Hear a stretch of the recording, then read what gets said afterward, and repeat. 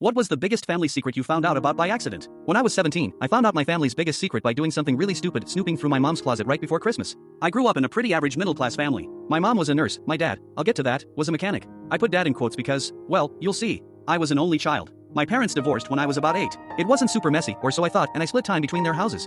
Anyway, when I was 17, I was hunting for my Christmas presents like the entitled brat I was back then. I knew my mom hid stuff in her closet, behind the big boxes of old clothes and random junk. So one Saturday when she was at work, I started rummaging. I didn't find an Xbox or anything fun. Instead, I found an old shoebox stuffed in a big Macy's bag. Inside were old letters, lots of them. Some were still in their envelopes, yellowed and tied with a ribbon. I know, I should have stopped. But I didn't. The letters were all from my Uncle Mike. Mike had always been around, my mom's best friend since high school. He'd come to birthdays, graduations, BBQs. He was cool Uncle Mike, the kind who slipped you beer at 15 and told you not to tell your mom. The letters started off pretty normal, sweet, flirty, kinda teenage cringy. Then they got intense. Some were from before I was born, but some were from after my parents were married. I read them in order, my heart pounding harder with each one. They talked about how much they loved each other, how they'd always be connected, and then the bomb. I wish I could just tell him the truth. I hate watching him call Jack dad. He should know. Jack was my dad. Or not. I sat there on the floor for an hour, rereading that line. There were more letters talking about how my mom and Mike had an affair, how she got pregnant, how they agreed not to say anything to protect the family. Apparently, Jack knew, and they stayed together anyway. I put everything back exactly how I found it. I don't know if she ever noticed I'd read them, she never said anything.